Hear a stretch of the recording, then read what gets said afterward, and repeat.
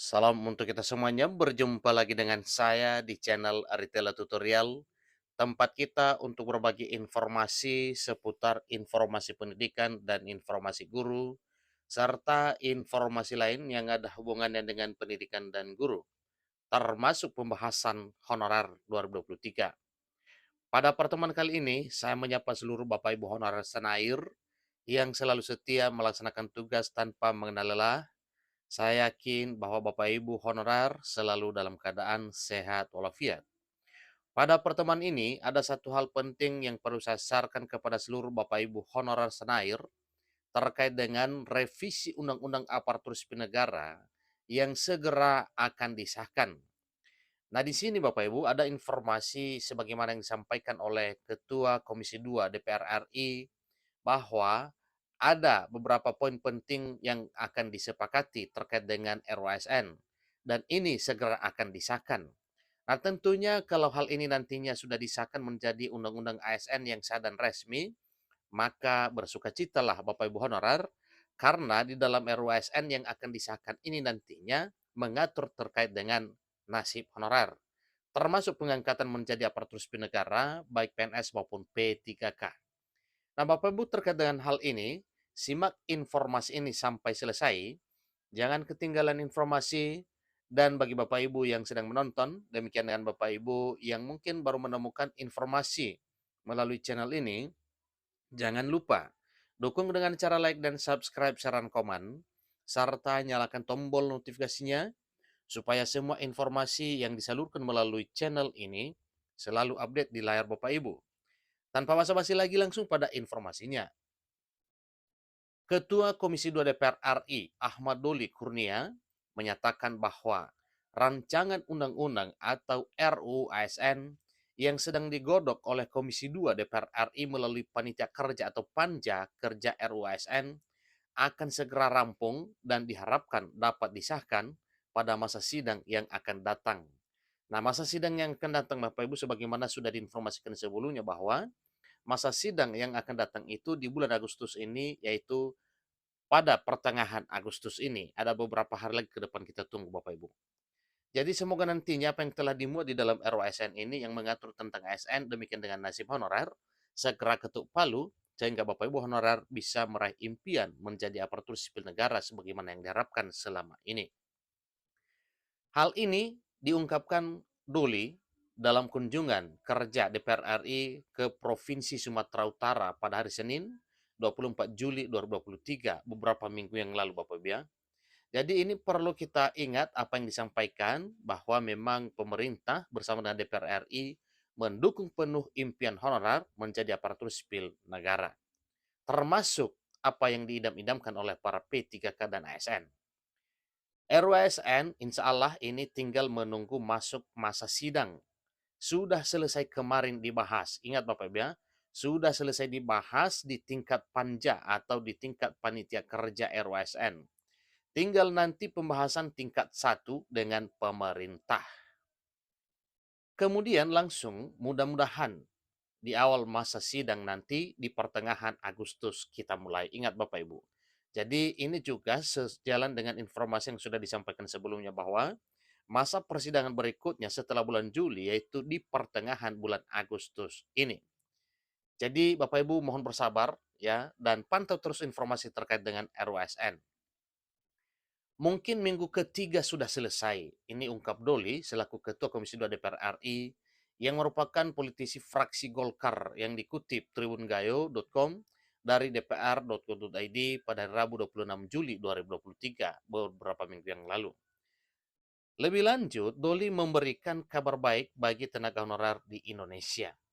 Nah, kira-kira apa kabar baik untuk honorer di Indonesia yang disampaikan oleh Ketua Komisi 2 DPR RI, Ahmad Doli Kurnia Tanjung?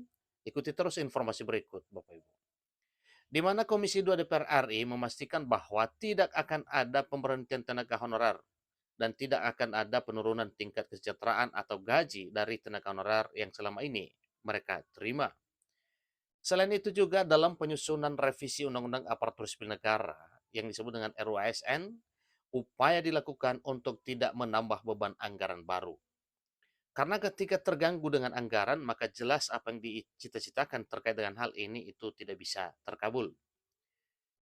Tentang status tenaga honorer ke depannya, Doli menambahkan bahwa dalam undang-undang baru akan ada beberapa kategori yang diakomodir. Ingat Bapak Ibu ya, ada beberapa kategori yang diakomodir. Berarti ada juga yang tidak bisa terakomodir. Nah, ada apa diakomodir dan tidak diakomodir Bapak Ibu? Tentunya ada hal-hal tertentu yang mesti harus dipenuhi sehingga nantinya yang memenuhi syarat tertentu maka bisa terakomodir menjadi aparatur sipil negara. Soal statusnya dalam revisi Undang-Undang Aparatur Sipil Negara nanti akan ada kategori P3K penuh waktu dan P3K paruh waktu dalam rangka mengakomodir statusnya. Tutup legislator Dapil Sumut 3 tersebut. Jadi terkait dengan pengangkatan honorer menjadi P3K penuh waktu dan P3K paruh waktu, tentunya itu ada ketentuan-ketentuan khusus sehingga sedikit ada perbedaan yaitu P3K penuh waktu dan P3K paruh waktu. Bagi Bapak Ibu honorer yang nantinya gilirannya akan diangkat menjadi P3K paruh waktu, jangan berkecil hati Bapak Ibu. Karena P3K paruh waktu itu hanya sifatnya sementara, yang mana akan ditingkatkan statusnya setelah jadi P3K paruh waktu, diangkat menjadi P3K penuh waktu.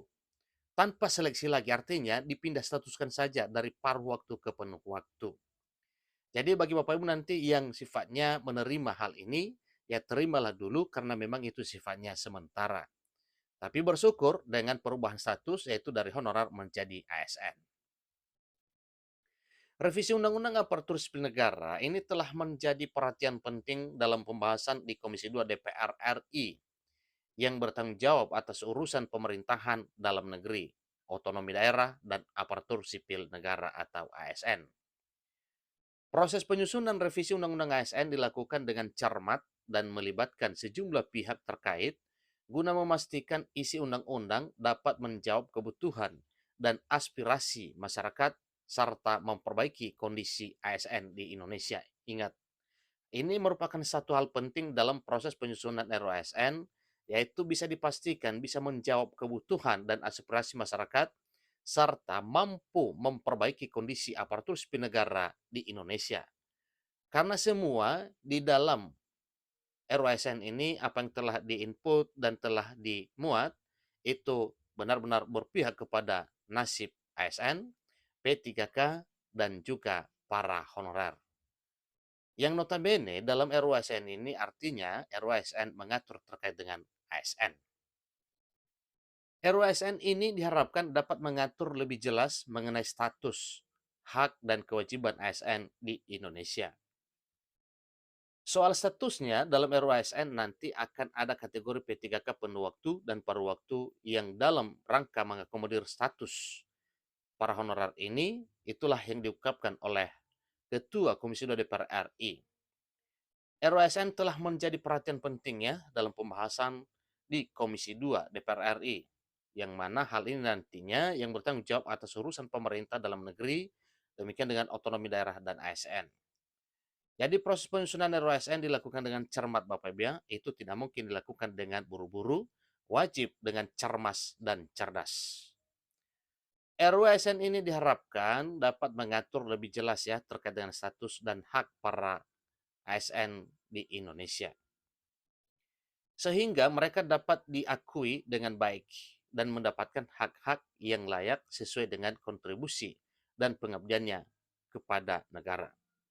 Nah, tentunya ini meliputi para honorer ya, yang mana usulannya pengangkatannya itu sudah dimuat dalam RUU ASN. Dan satu harapan jangan dilupakan Bapak Ibu honorer bahwa nanti tuntutan yaitu seketika sudah diangkat menjadi ASN, maka tunjukkan kualitas pelayanan publik yang baik. Dan pengangkatan ini menjadi aparatur sipil negara, ini adalah sesuai dengan kontribusi dan pengabdiannya kepada negara.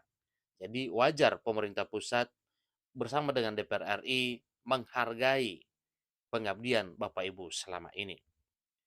Selain itu, penegasan dari Komisi 2 DPR RI bahwa tidak akan ada pemberhentian tenaga honorer memberikan kepastian dan keamanan bagi ribuan tenaga honorer yang telah bekerja keras dalam mendukung berbagai program pemerintah di berbagai sektor. Tentang tidak adanya penurunan tingkat kesejahteraan atau gaji bagi tenaga honorer. Hal ini menjadi kabar baik bagi para tenaga non-ASN yang mulai dihapus per 28 November 2023 mendatang ini. Ingat Bapak Ibu, yang dihapus bukan pemecatan artinya, bukan PHK, tetapi penghapusan status artinya status honorer dialihkan menjadi status ASN. Demikian informasinya, sampai ketemu pada informasi berikutnya. Terima kasih.